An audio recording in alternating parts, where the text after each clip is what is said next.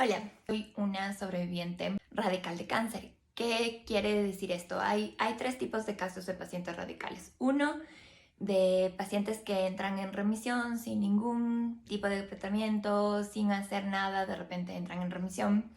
El segundo, son pacientes que ya la medicina tradicional no les da ninguna solución y en este caso acuden a métodos alternativos y estos métodos son los que les curan finalmente el cáncer. Y el tercero, que es mi caso, es que pacientes que combinando métodos tradicionales y métodos alternativos logramos una remisión a pesar de que el cáncer estadísticamente sea muy grave y la medicina tradicional te dé un menos de 25% de posibilidades de sobrevivir.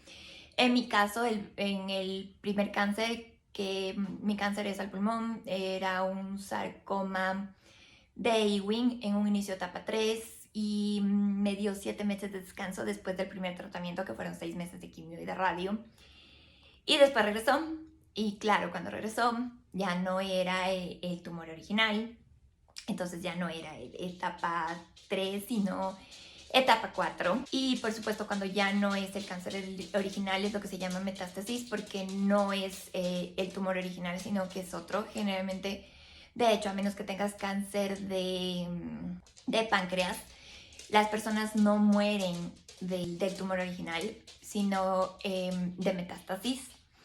Y ese era mi caso. Así es que la segunda vez los médicos me dieron 5% de posibilidades de sobrevivir. Eso fue en el 2019 y en septiembre de este año he cumplido ya 5 años en remisión, cual es fabuloso.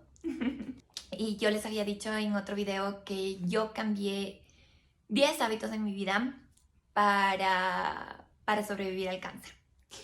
Y quiero empezar hoy contándoles cuál es ese primer hábito que cambié y que definitivamente fue lo que cambió mi vida y fue mi fe en Dios. Yo creía cuando me diagnosticaron cáncer que mi fe en Dios era muy fuerte, creía en Dios. No era fuerte.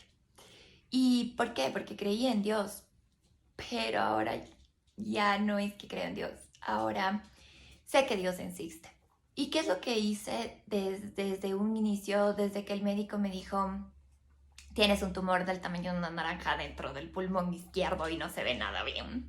Lo primero que hice fue decirle a Dios, por favor, que esto no se vaya hasta que haya aprendido todo lo que tengo que venir a aprender con esto. O sea, sabía desde el inicio que lo que me estaba sucediendo tenía un propósito, no sabía cuál era, pero desde un inicio puse todo en manos de Dios y que sea Él quien me muestre cuál era el propósito de esa enfermedad tan grave que empezaba a vivir.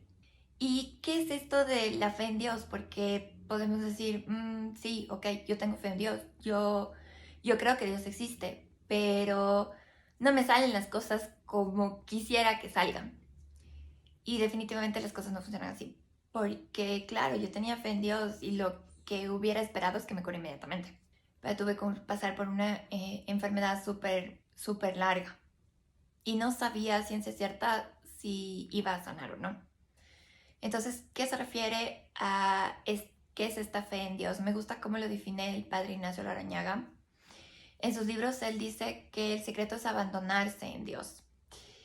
Pero la palabra abandonarse tiende a tener muchos significados y uno piensa que abandonarse es, bueno, cruzarme de brazos y que sea lo que Dios quiera. Pero abandonarse en Dios sí, caen dos verbos principales que me gustan mucho y que es hacer y confiar, porque fue el hacer las cosas que tenía que hacer y confiar en Dios. Y confiar en Dios significa no precisamente que las cosas van a resultar exactamente como quieres, sino que Dios te va a dar lo que necesitas. ¿Y eso qué significa? Que los planes no van a salir precisamente como tú los esperas. Y eso es difícil, porque claro, uno le pide le pide a Dios ciertas cosas y a veces Dios te las concede, pero te las concedes de formas que no te imaginas y no precisamente por un camino recto. De hecho, la vida no es un camino recto, no es un camino en su vida. La vida es un sub y baja.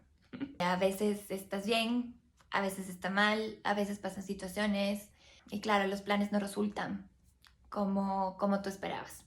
Pero confiar en Dios es saber que sus planes son mejores que los tuyos. Eso es lo que la vida a mí me ha mostrado. Los planes de Dios han sido increíbles. No han sido fáciles, de hecho han sido los caminos más difíciles, pero han sido los mejores.